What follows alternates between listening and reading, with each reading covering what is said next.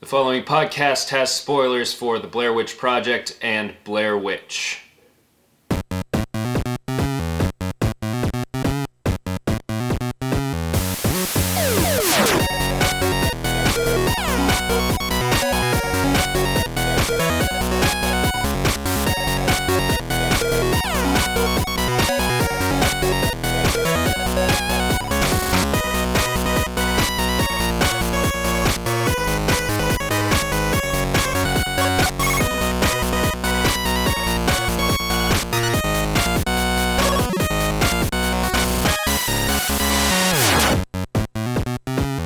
Haven't seen Blair Witch Project yet, you're probably missing out on a lot of things. I don't know how you can avoid that movie. Yeah, we're going to talk a lot about Blair Witch Project, and we're going to talk a lot about Blair Witch. We're not going to talk about Blair Witch 2. Book of Shadows. Book of Shadows. I saw it once a few years ago. I don't remember any of it. By the way, who are we? Hello, my name is Ethan. I'm Joe. And we are part of the podcast Uncultured Swine. We're the only parts of it. For now. For now. We saw Blair Witch. Directed by Adam Wingard and written by Simon Barrett. When I say saw, I mean 2 weeks ago. 2 weeks ago. Was it already that? I think so. I haven't been counting. But yeah. Wait, yeah. Yeah, because yes, that's right. Yep. And we have not yet gone back and watched Blair Witch Project. I watched it recently, like a month ago, but I'm itching to see it at the Walker. So watch list for everybody listening to this. I'm gonna do this thing when we do a podcast. I'm going to put out a watch list in the description, and I'm just going to straight out tell you it. For this one, we recommend Blair Witch Project, the original, and we recommend Blair Witch 2016, and then there is a short documentary. Ooh, yes, The Curse of the Blair Witch that they made for this movie with when it that was released. That was a TV documentary that was released when the first Blair Witch came out, and it goes into a lot of the lore and like background and like the search for the missing characters from the first movie, and it's pretty creepy, and it provides a lot of information that they directly reference in the new one, Blair Witch. That actually wasn't referenced in Blair Witch Project. Yeah. Blair Witch Project references almost nothing. So, except for maybe Rust and Parr, it talks about that a little bit. They do talk about that's the one There's a tiki mask in our room. Yeah. This is the first time I've noticed It's this. been there the whole time. You're kidding me. Yes, he put it up there on like day one. Anyway. Yeah. Let's start out talking a little bit about what happened in Blair Witch Project. Okay, so Blair Witch Project is about some college film students who go out into the woods of around Burkittsville, Maine? In 1994. Or is it Maryland? Maryland, I think. Burkittsville, Maryland. And they go missing. And the movie is this amazing showcase of complete and utter subtlety in horror. By the time it's over, nothing happens. Nothing happens. But you can infer everything. And you feel so chilled to the bone. It's awesome. It's an amazing movie, and it's also a movie that you can never, ever make again. It came out at the perfect time and had like the most amazing viral marketing behind it. Also the first viral marketing behind it. So, and it was made on almost no budget. The directing in that movie is incredible too. A lot of guerrilla filmmaking tactics. Not just that, but there was basically they gave the actors all of the camera equipment and sent them out into the woods and would give them directions at the beginning of each day. Yeah, they would like literally leave an envelope with vague directions of what was happening and where their characters were at, and the actors basically improvised all of it. They improvised most of it with some basic story points that the directors gave them. Yep. And the rest of it is just the crew scaring them a lot. They shot about, I want to say like 15 to 20 hours of footage for that movie. Yeah. And the original cut of it, before it was released to festivals, was like 2.5 hours, I heard. There are people... There's a petition going around right now to have Lionsgate release the unused footage, and the director says that he still has it all. He could edit it into a movie if that petition goes through. That would be really cool. Anyway, we both really love that movie. That is the first horror movie that really got me into horror movies. I know it's really mild for a horror movie, but as like a thriller and a monster movie. I wouldn't even say it's mild. That movie is really uncomfortable. There's There's bits in that movie where I'm like, ooh, they're lost as fuck. Yeah. Yeah, it's the first movie like that that actually stuck with me and made me interested in watching more horror movies, which I really appreciate. So I just think it's really good. I like horror movies, but I just think Blair Witch Project is like one of those, like, people put it on a pedestal, but for like a good reason. It's a good movie. It's a really good movie. And that leads us into our discussion of Blair Witch 2016. Not the Blair Witch Project, just Blair Witch. Blair Witch. I want to talk about when it was the woods.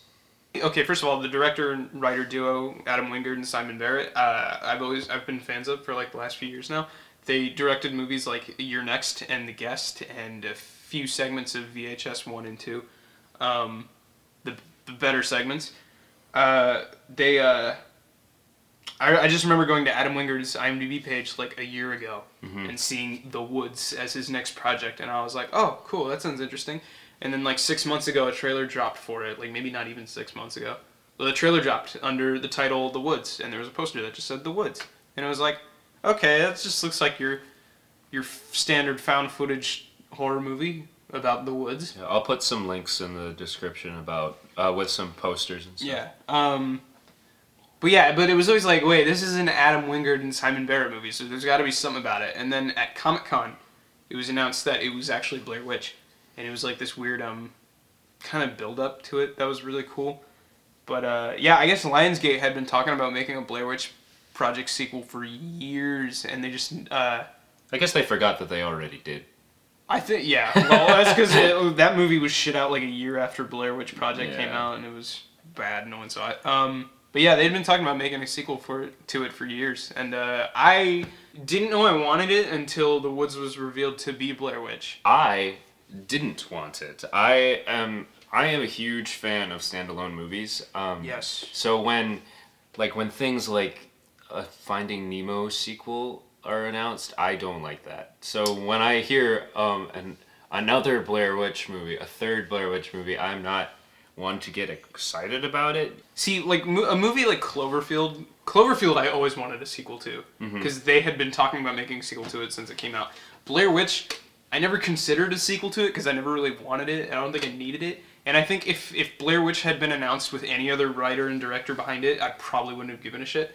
But I was so intrigued by Adam Wingard and Simon Barrett that I was kind of totally behind it. So let's talk about the actual movie then. So Blair Witch is a direct sequel to Blair Witch Project. The main character is the younger brother of Heather, who was the female college student who goes missing in the Blair Witch Project. He was 4 years old when she went missing. I think so, yeah. And they find evidence. There was a video uploaded to YouTube that he thinks might be more footage of Heather and like her whereabouts of like right before her death. So he gathers himself and like a bunch of equipment and like some of his friends to go and meet up with the guy who found the new footage and ask him about it, and then go into the woods and see if they could find any new leads that might cause the authorities to reopen the case on their search. And that's basically all you need to know about Blair Witch. Yeah. Just like a Blair Witch Project, it's the premise is teenagers go into the woods to find the witch, basically. Yes. Plot twist: the movie is bombing critically and financially. Not only by critics but by fans too. A lot of it's very divisive among fans. I find, like, if you go to Reddit and you read discussion threads, it's people who really didn't like it, and then people who were like, it was okay. And a lot of people who thought it was just Blair Witch Project again. Yeah, I've been seeing that's the thing I've noticed the most. A lot of people, and I've heard that as a good and a bad thing.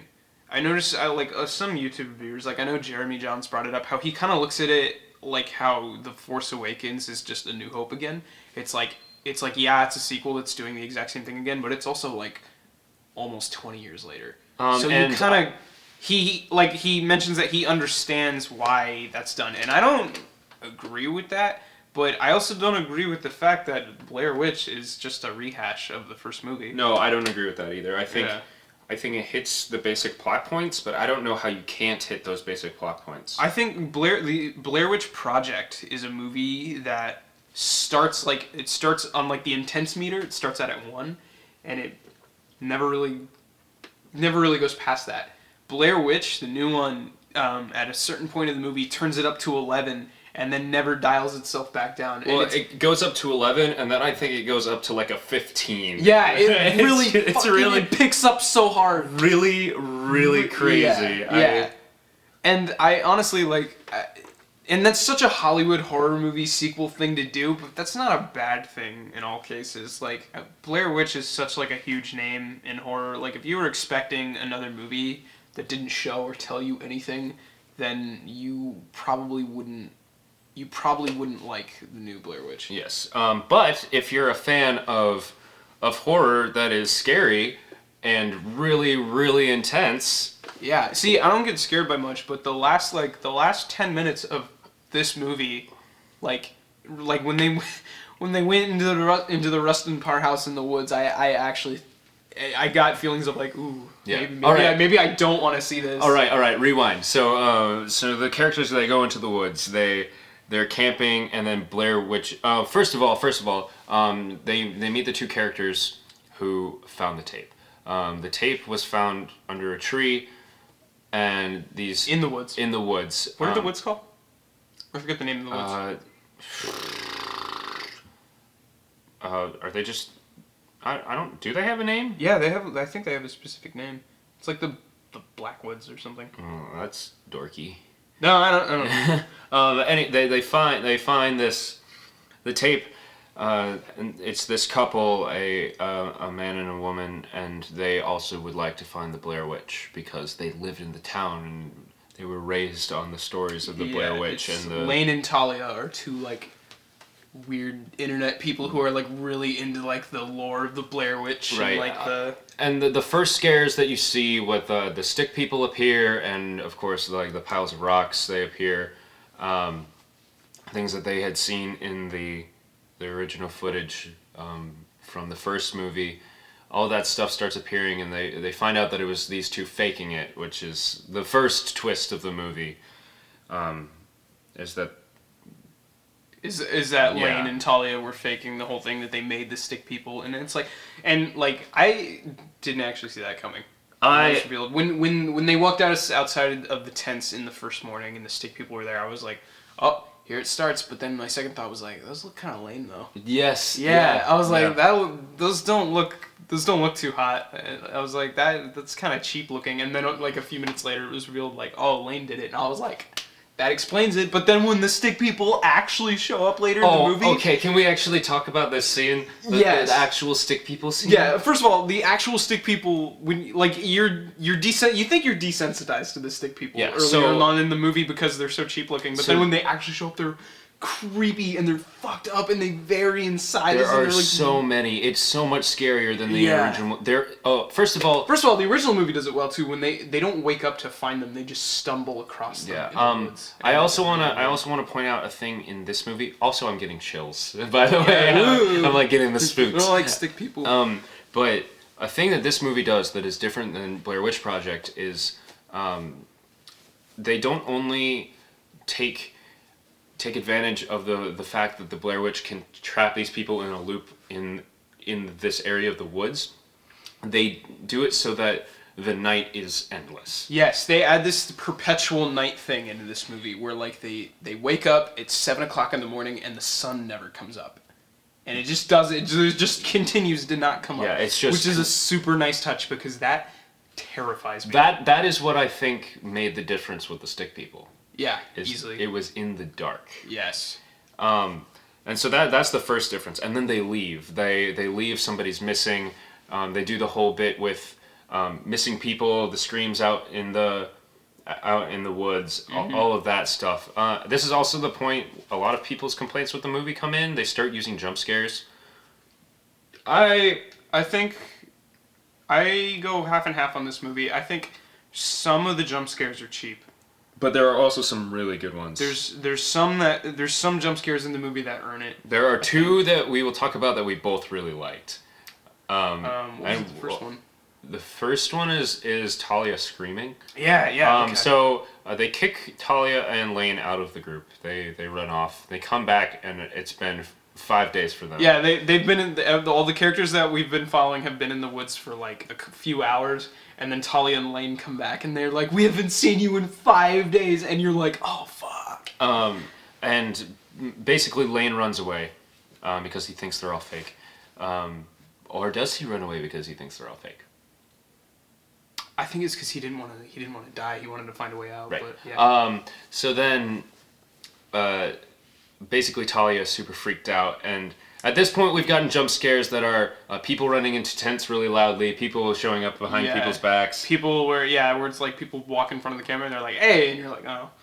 But there's this really great thing where Talia's just sort of like standing at the edge of the campsite, and she's like staring into the woods, and the camera comes up behind her, and they touch her on the shoulder to try and get her attention, and she freaks out. It's just a little shriek. It's just a shriek. It's so loud, and it's like, and there's not like a quick camera movement behind it or like any other loud noise, and I liked it. Well, you're reacting cool. Like she's reacting, which that's what I appreciate about it. Yeah. You're feeling what she's feeling, but then the next best part of one of my. I think that is my favorite moment in this movie. With the stick people? With the stick. So there's a ton of stick people. They end up back at their campsite where all the stick people appeared. And there's a ton of them. And Talia finds one that she has like purple hair. So you can totally tell that it's her hair. She picks one off the branch and she's like, "This has my hair on it. Why does it have my hair? How did she get my hair?" And what's... Ashley grabs it from her and accuses her and Lane of setting up the stick people again, and she breaks it in half, and Talia goes fucking flying in 2 different directions. Talia snaps in half like a twig, and it's awesome. It was a voodoo doll, and oh wow, that is one of the coolest moments. First of all, I didn't see it coming at all. Second of all, they spoiled that in the trailer, I found out, after we saw this movie. Really? Yeah, very blurry. I'm glad I didn't really realize it before I saw the movie, because it caught me so off guard. Yeah. It's one of those points in that horror movie where it's one of those scares that like scares the shit out of you, but as soon as it happens, you're like, that is so cool. Well, and it doesn't just scare the shit out of you, but it like chills you, because you're like, oh no. Yeah. And also, that's another nice little brief addition to the Blair Witch universe, is the stick people being used as voodoo dolls. Yeah. This I hear a lot of people saying that this movie doesn't add anything to the mythos. And see, that's my thing, is it adds so much to them. It adds so many new things. The only reason we are able to talk about Blair Witch and all about the Blair Witch, and later we'll talk about our own theories about the house and stuff. Yeah. But the only reason we're able to do that is because these two made this movie. I think it's the movie. I appreciate that the movie doesn't talk down to you. Yeah, I appreciate the fact that it doesn't. It assumes that you did your research. Yeah. Because if you don't know anything about the background of the Blair Witch, or the woman who's banished into the woods, or the whole Rustin Parr thing from, I think, the 40s or the 70s or something.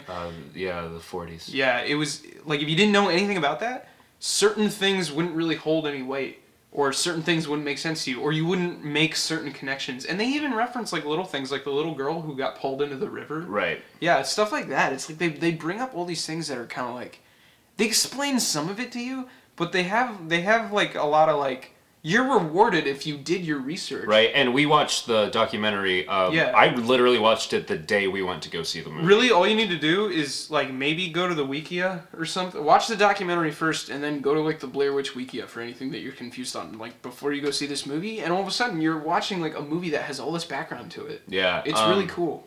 And plus more, which I really... Like, the voodoo dolls was the thing. The witch apparently having, like, presence over the stream, which they kind of alluded to with the little girl being pulled down. Yeah, well, they also talk about in the documentary that after the little girl got pulled into the river, for I think it was like 8 months afterwards, stick people were floating into the river and blocking the stream, and the water was poisoned. Oh, and yeah, stuff like yeah. that. But there's a moment in the movie where that happens too, which is another thing that people complain about, is one of the characters, Ashley, her foot gets cut in the river because they cross it barefoot, and then for the rest of the movie she gets super sick, and and has this pain in one of her feet. And at one point when she's running away from the campsite, she pulls this like weird, like it's either like a thorny thing or a parasite. There's this weird body horror scene where she like pulls this thing out of her, like the wound has like grown like up her leg, and she pulls like a thing out of it. That was gross. I couldn't watch it. I thought it was one of those like really awesome scenes in a horror movie that really makes me squirm, but it's one of the things that I don't think it was never really came back. Really, I don't really understand why it was in there. That's really the only, that and the drone are the only, and Ashley as a character as a whole really didn't feel like she needed to be there. Yeah, I think there's a story of the witch. What's the witch's name? It's like Ellie something. Ellie, yes. Yeah, I think there's a story behind her about like her getting her leg cut or something. And I heard Adam Wingard explained it somewhere or something like it's the witch like forcing the things that happen to her to happen to other people. But I don't understand the thing being ripped out of the leg. Yeah, I don't either. I remember this story in the documentary. They talked about the reason Ellie was accused is because she was pricking children to bleed them a little, because to help them, like Yeah, and the children were the ones that accused her. Correct. First. And so I thought maybe it connects to that, or I don't know. I don't know. I didn't either. really get to see what she pulled out of her leg. It looked like a stick thing. It looked like it could have been like a thorny thing. Some people are saying it's like a parasite. I don't think it was a parasite because it was moving in her wound earlier in the movie. Like it was like pushing out of her leg. So I was like, I thought it would go somewhere.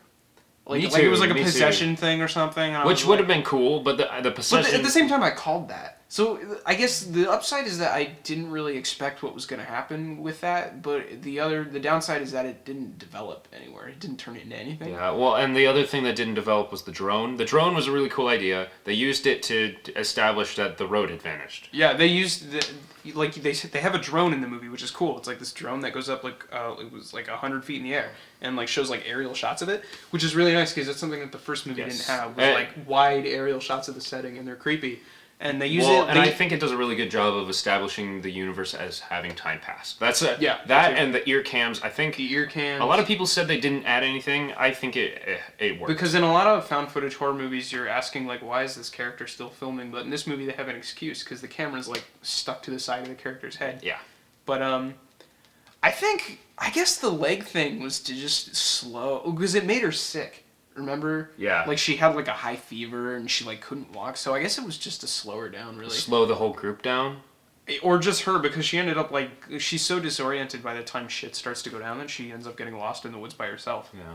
So I guess that was that, but like I don't know, the leg thing, there was a little too much emphasis on like pulling like a thing out of her leg and like I don't know. It was. And then directly after that scene, she climbed the tree. Yeah, it was cool. It made me squirm. Yeah. Oh no, I couldn't. I didn't watch it at all. Oh, I watched all of it. It was great. No, I did not. Ew.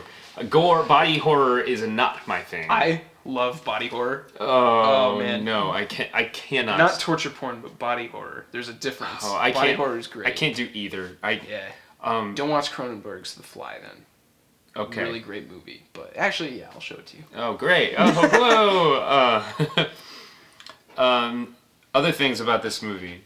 We talked about the cool snap, the twig snap, and we talked about Ashley and. Ooh, speaking of twig snapping, can I talk about the sound design? Yes. Oh my god! If the one reason to really go see this in a theater is for like the theater sound, because the surround sound is the sound is like you hear twigs like snap behind you and like to the left and to the right, and it's like it's so like it's this 360 like immersive horror movie. Yeah, you watch the Blair Witch Project and then you go see this and you didn't realize what you were missing. Yeah, and also there's a score in this movie too. Yeah. That you just Adam Wingard did the score. It's really, really subtle. You don't. It's one of those scores that starts out really quietly, and like I noticed it in like one scene. I did too. But like you really don't notice the score at all because it starts out really quietly and it builds, and it's just this droning sound and like. Think No Country for Old Men. It sounds a lot like the music that plays over the credits of the Blair Witch Project, which I think Wingard said he's like a huge fan of just that one track. The only track. Yeah, he's scored his other movies too. I know he did some music for The Guest, and I know he did all of the music for You're Next, which has another really great score. Do you want to talk about the house? When they run into the house. Or do you want? Oh, let's talk about you see the witch in this movie. Briefly. A couple times. Briefly. I think it's been maybe 3 shots total, but it's on screen for like 2 seconds total. Yeah. So I personally I still don't really know what the witch looks like. Yeah. There are people who were not excited about that, which I understand. But I don't think it ruined anything about the witch. Personally, I heard a lot of people talking about, they show the witch, and I get that. I get that you didn't really want to see it, but I also, personally, I still don't really... I have a vague idea of what she looks like now. Yeah, I have like a white outline in my head. Yeah. But... I have this really vague idea of what the witch looks like, because she's on screen, and when they show her, it's so brief, and a couple times it's from such a distance. I got such chills the first time that you see her. Was that with when what's his name? The black guy. Because he saw her. Yes. It was Peter.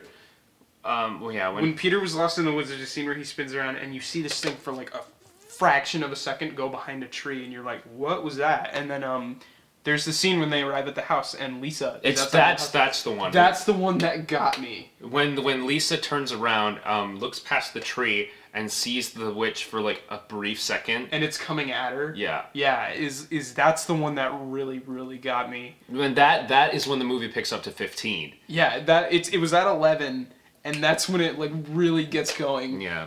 Also, another thing that you didn't realize that you needed for a Blair Witch movie is rain. Yes, there's a thunderstorm at the end of this movie. It's rain, and it's amazing. It's awesome. It sets it so well. It's so cool.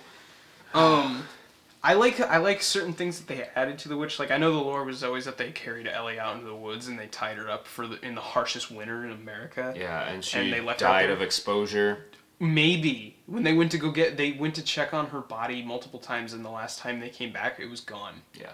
But one thing that they added to this movie was that when they tied her up to a tree, that they tied rocks to her limbs. They weighed her down. They weighed her down with rocks, like boulders, and so like when you hear the witch in certain scenes of this movie, it's like I thought I was watching a King Kong movie for a minute, because it's like these thunderous, like crunching footsteps, booming, like knocking down trees. And for a brief minute when I first heard that, I was like, ooh, I don't know if I like that. And then I remembered the rock thing from earlier, and I was like, that's awesome. It's like it's like Christmas Carol. She's constantly being weighed down by like the things that happen to her in her life. The same thing with being able to knock down trees. If she was able to get out of this tree and like the idea that she moves through the trees and stuff and that's why all of the cracking happens and trees fall down. That's a good touch too. Yeah.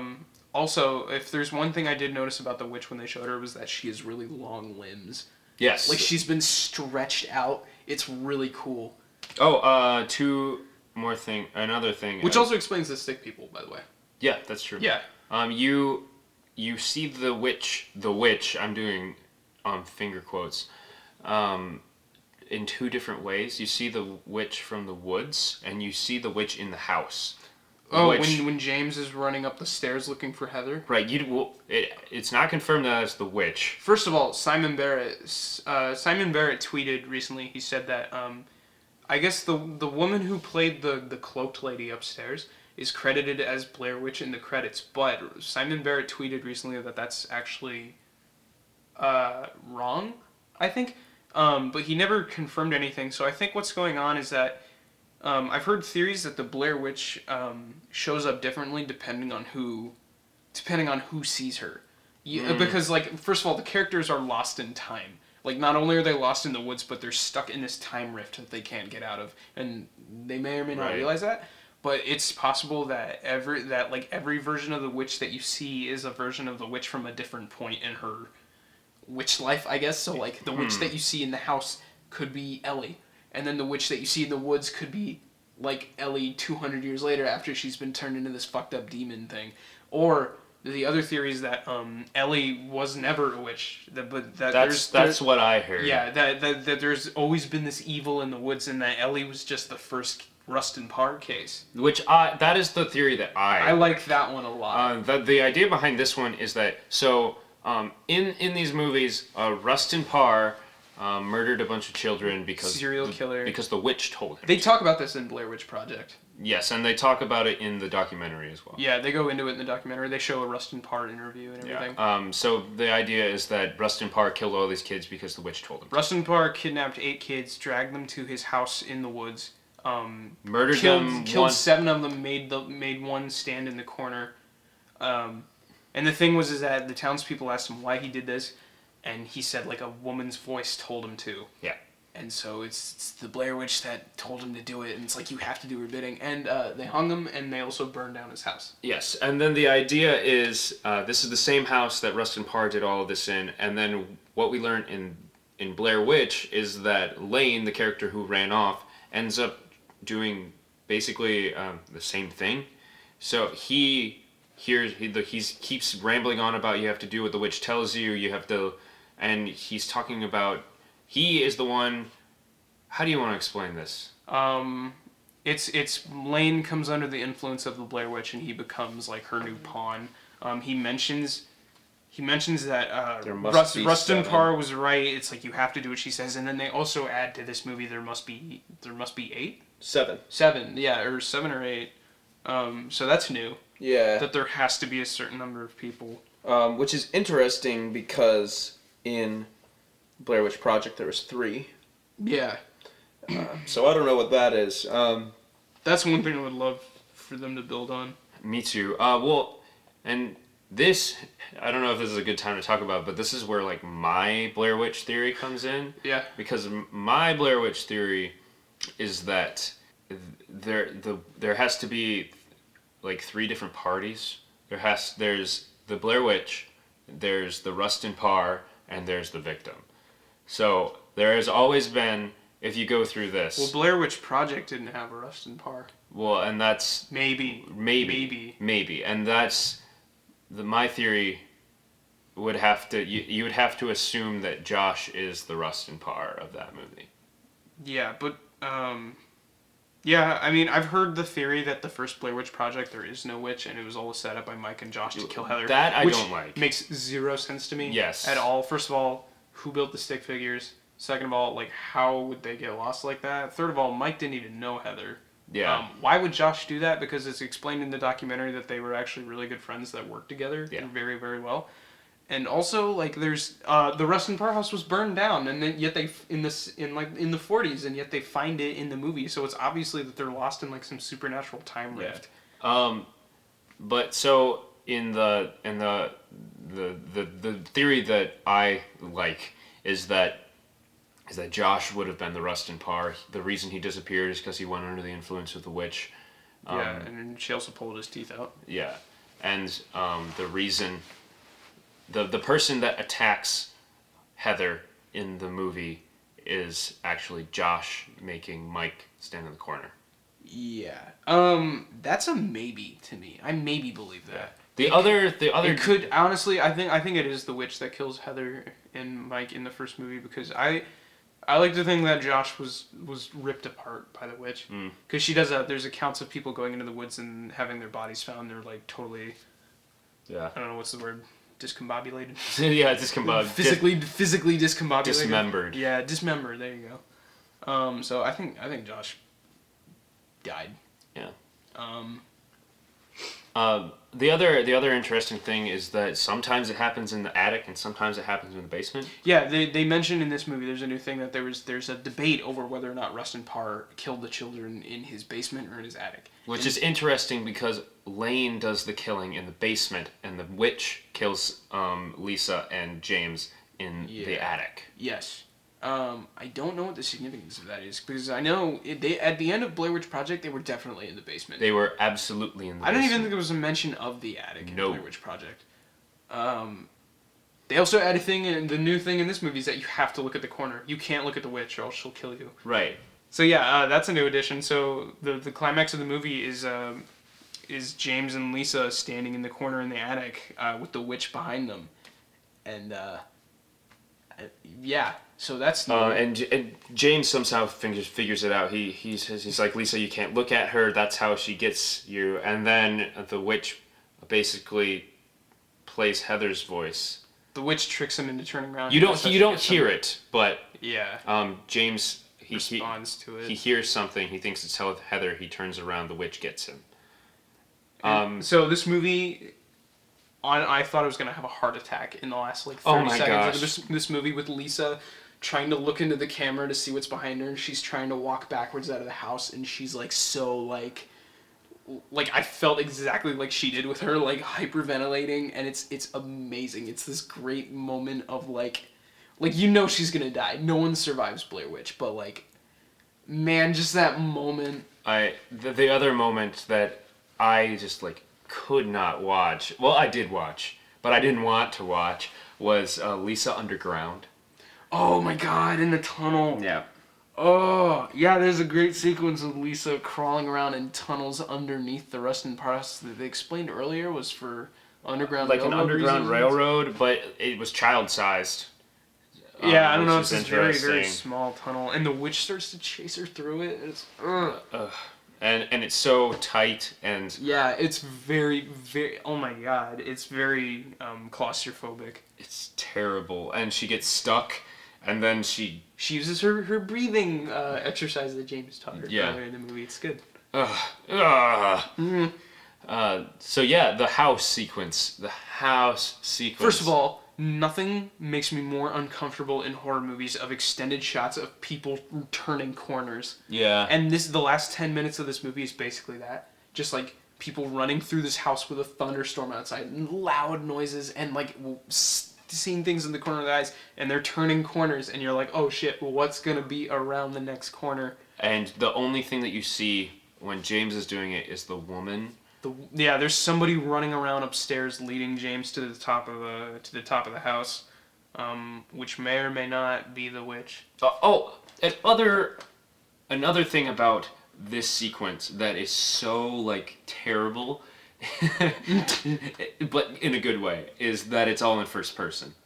Yeah, because it's a found footage movie. Yeah, see, people shit on found footage movies a lot, and I think I hear a lot of excuses that it's like I hear a lot of people talk about how found footage is an excuse to just throw cinematography out the window, or just like a shitty excuse to like have people run around and screaming and then die. Or it's a way to make a low budget movie. I think found footage has a lot of examples of being done very poorly, but I also think found footage has quite a few examples of being done really, really well.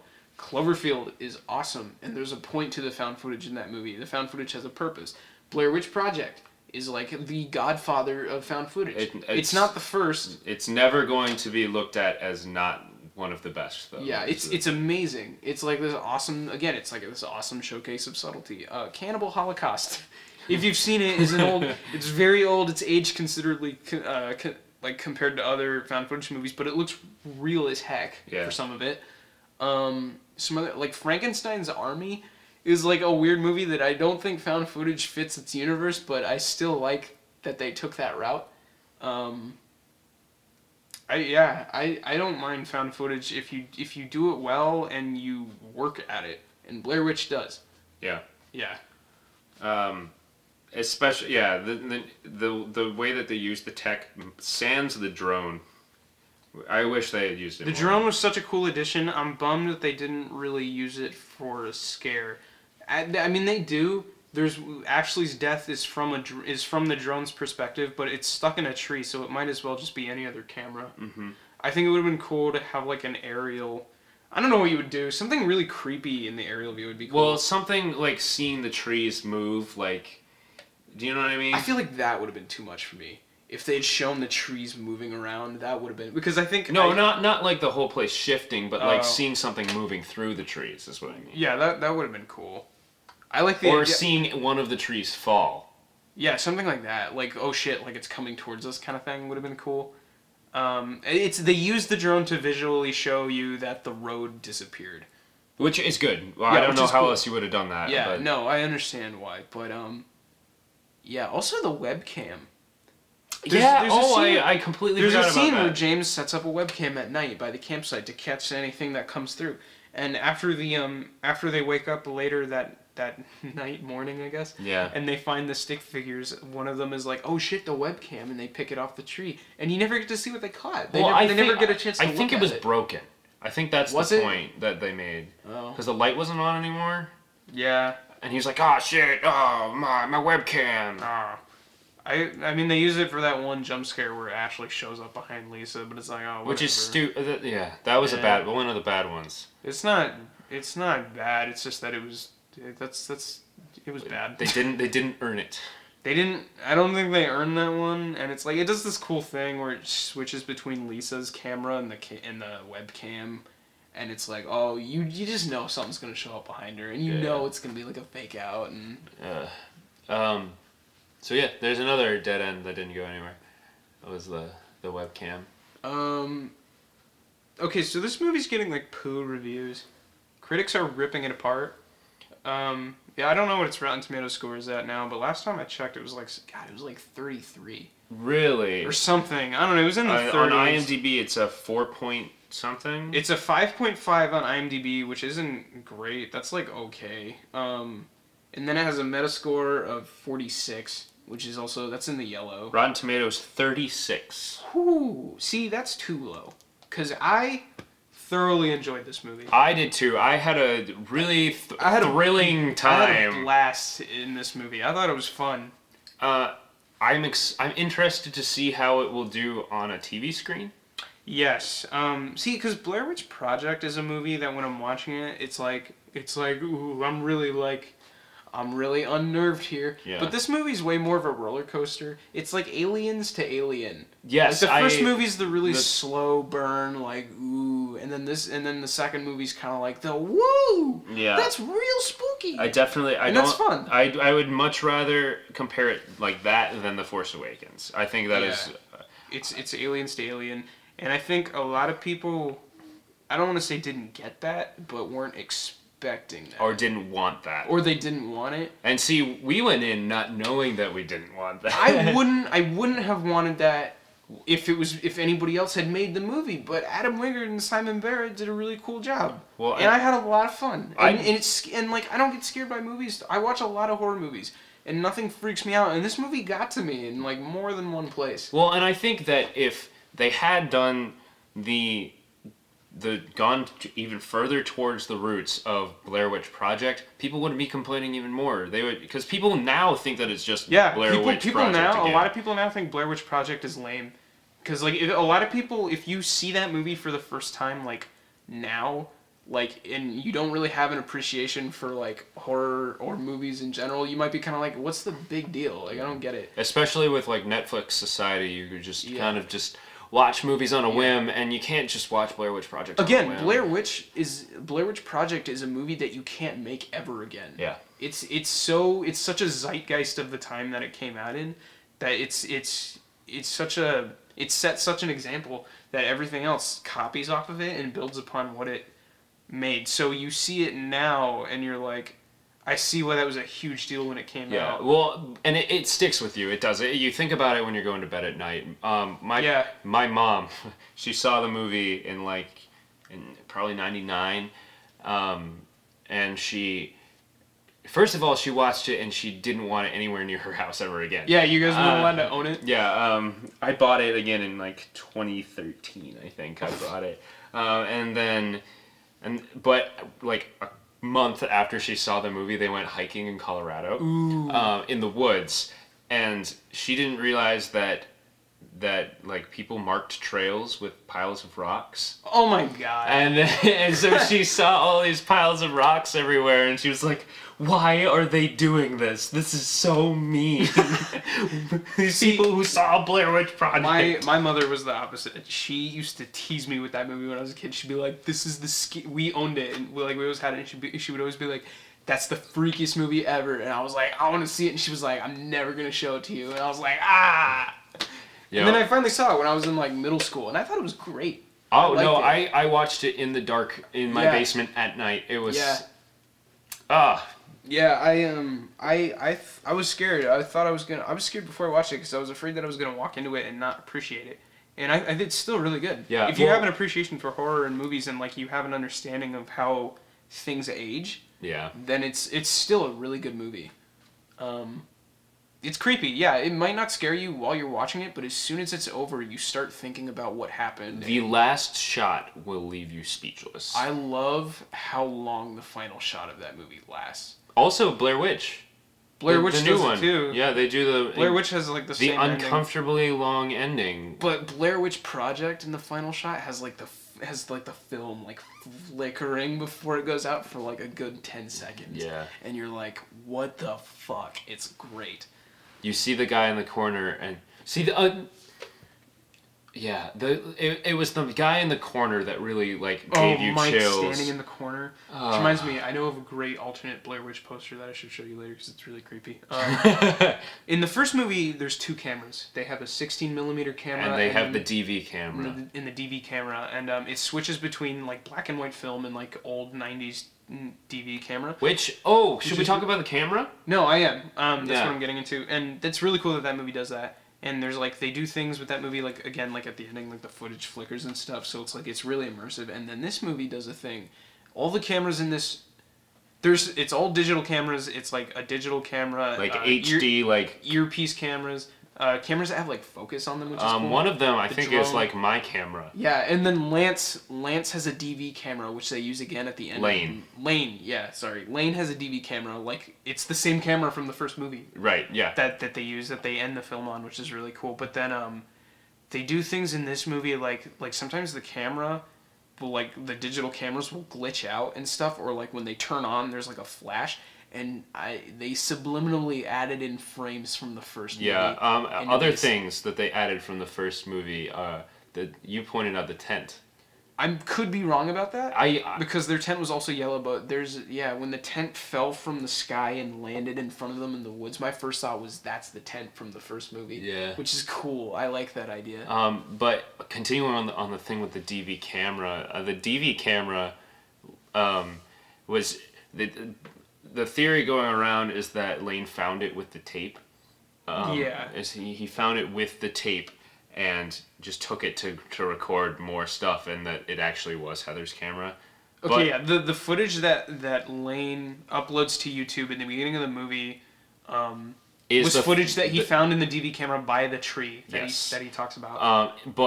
So one of the cool things that not a lot of people realize, but they kind of build up to it, but a lot of people don't notice it, is that's the footage that Lisa took in the house at the end of the movie. They thought it was Heather. It's actually Lisa. So it's like this weird self-fulfilling loop of hell. Yeah, that they were always they got lured in. The movie started with the end. The witch played them like a goddamn fiddle. And I've seen shit like that before. Like the Ju-on movies pull stuff like that, where it's like the end is actually the beginning and the beginning is actually the end. And I love that. It never fails to surprise me, and it always catches me off guard. And every time it happens, like even though I've seen it before, I'm always like, that's clever. Yeah. That you made that work. Well, it's cool. And they have the same tree that they run into in the beginning of the movie. Even when Lisa's running around the house at the end of the movie, and you start thinking like, "Oh shit, this is actually I get it." Like this is the footage from the beginning of the movie that they were looking at. And even in the actual movie, the camera glitches out when she runs by the window, and you see Heather for a split second. Yep. And I'm like, "That's cool." Oh, that's really creepy. Another thing we haven't talked about is the light. The light? Oh yeah, the light in the house. Yeah. So there's a scene when they're up in the attic towards the end of the movie, and all of a sudden there's this loud rumbling sound, and the light comes through the boards, and it's just like shines for like a good second. And my first thought when it came out was aliens. That's what everybody's first thought was. I was such an idiot. I was like, "Oh, it's aliens," and I'm like, "That doesn't fit with the canon." Okay, so I thought that too, but I went, aliens? I've heard people talk about how it's the day cycle moving by really fast, and it's the witch manipulating. Which is the only thing that makes sense to me at this point. It makes the most sense. But I also don't buy that because first of all, it's such a trivial thing, and second of all, that's at the climax of the movie. Why would the witch take a moment to move time really fast? it's too close to the end of the movie to be anything that trivial. I guess so. And also, there was never... cannot be aliens, though. Oh, it's absolutely not aliens. Not let that I just had that thought. I've seen things online of people like, it makes sense, though. It's aliens. It's the perfect place. Yeah, the idea that the woods are actually like an abduction hotspot. Yeah. Which is stupid. And doesn't make sense. So brainstorm. What else could it be? I don't know. I really don't Okay, know. get the brainstorm done. I don't know. I really don't know. But yeah, Joe and I, we watched the movie and I like not knowing. Yeah, when that moment came on, we both kind of like shot each other this look like, what Yeah, just I looked happened? at you and I was like, that is so intriguing, and I hope they never explain it. And that's the thing that we keep coming back to. Everything else we have kind of like come up with an acceptable theory, except for that one. Yeah, if you go to see this movie, go with somebody who you can discuss it with afterwards, because there's a lot to talk about. Hopefully, you've seen the movie before you're watching this. Yes. Reading. Yeah. Listening to this. We spoiled this whole thing. This is a lot of describing what happens in the movie. Yes, and then us telling you what is How cool awesome about it. Was. So, long story short, we really liked this movie. I had fun. I don't think it was perfect. I'm sure we're missing things that we wanted to talk about. But, actually, let's talk about what happened after the movie came out. Like, actually in real world United States. Let's talk about Simon Barrett's Twitter. Oh, yeah. So, I guess Simon Barrett and Adam Wingard are taking the semi-failure of this movie very, very well. This movie made twice what they spent on it. The movie has a $5 million budget, but it made I heard about, $16 million so but far. I also heard $20 million in marketing, though. Oh. I don't know if that's true, though. So far it's made I think it's made about 19 million. 16, I'm pretty sure. Oh, okay. Like last I heard. I don't know. Simon Barrett and Adam Wingard are just being really cool guys about this. Yeah. we just, another thing that we like about this movie is the writer and director. Yeah, they're cool guys. Since we saw the movie, we've been following their Twitter and reading the stuff that they've been tweeting. And we just want to share with you guys some of the stuff that we have read. If I can get it to load, the Wi-Fi here sucks. I don't know. They were talking about how Sully kicked this movie's ass at the box office, and they were saying shit like Adam Wingard was like, Simon, it's like, I told you we should have made the boring plane guy movie. And they were like, we turned it down because it wasn't found footage and stuff like that. And no, they're just being cool guys about it. Here, you can go through their whole Twitter. I know that the one that I really liked was talking about a fan tweeted at them, was like, man, it was great watching Blair Witch as the only person in the theater. Yeah, they were like, it's real creepy, and Simon Barrett was like, good, that's how, he was like sarcastically, that's how we intended it to be viewed, only selling one ticket per showing. And I was like, it's like, oh no, but also good on you, sport. Yeah. So Adam Wingard and Simon Barrett, we love you. You guys made a good movie. Other people might not think so, but I really enjoyed myself. So if you had to give this movie a rating, what would you give it? I think most of it I would give it's a 7 out of 10. It's solid. Yeah. I enjoyed myself, but then the last 20, 15 minutes, that's 10 out of 10 horror. Yeah. I thought it was awesome. It turns it up so high.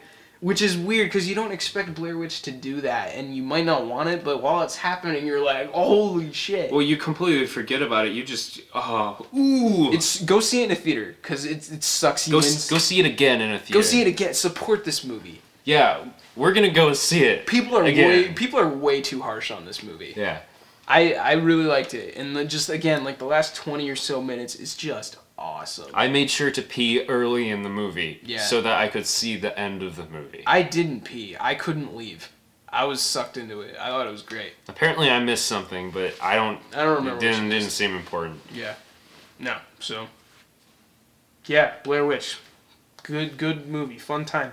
So thanks for listening to Uncultured Swine. I guess the next episode we'll try to do things a bit more structured, and we'll try to do a little less describing of scenes. We just really wanted to talk to you guys about all the cool things in this movie because it deserves to be talked about because it was fun. This is our first episode of this, and we're kind of it's a little bit random and unplanned. So hopefully later it'll be a bit more concrete and concise and kind of put together. And tune in next time when we talk about kaiju movies and the upcoming kaiju movie. Shin Godzilla. Oh boy! We've been watching a lot of kaiju movies building up to the really... How are we doing this? Are we going to do a really long podcast that's Kaiju Cast for the first half and then Shin Godzilla for the second half? I think so. Okay. Cool. A thing that we're going to try and do with this podcast is talk... We do this thing where we watch themed months. We have themed movie months. We've been watching a bunch of Godzilla movies in preparation for Shin Godzilla, which comes out in a couple weeks. And then October is obviously like horror movie Halloween month. And so we're going to give you we'll just give you the laydown of our next couple podcasts. And then November is samurai film, Western film, and Yakuza month. So we're going to go through all of the samurai movies and all of the Yakuza movies and all of the Westerns that we watched. And we're going to talk about our favorites. Yeah. And then... November is my month to watch samurai movies. I don't know why. Westerns are basically the same thing, so we're throwing a handful of those in there. And then I have a few Yakuza movies just to toss in there for variety. And then December, we're going to talk about all the best Christmas movies. What our favorite Christmas movies are. And we're going to watch them, and we're going to tell you. So look forward to kaiju movies. Look forward to Halloween movies, all of our favorite Halloween movies. Yeah. And then samurai... Yakuza Westerns, and then Christmas movies. And then I'm assuming this isn't the kind of thing that we're going to have an upload schedule for. This is random. No. So right now it seems about one a month. So Really? Okay. And then so I guess like any individual podcast on any individual movie if we feel like it. Yep. Okay. We'll probably do one on House. Maybe, yeah. That's probably part of Halloween. That's true. We'll probably... I would like to do one on Primer and Upstream Color. That'd be cool. Both of those. Yep. So, yeah, keep a lookout.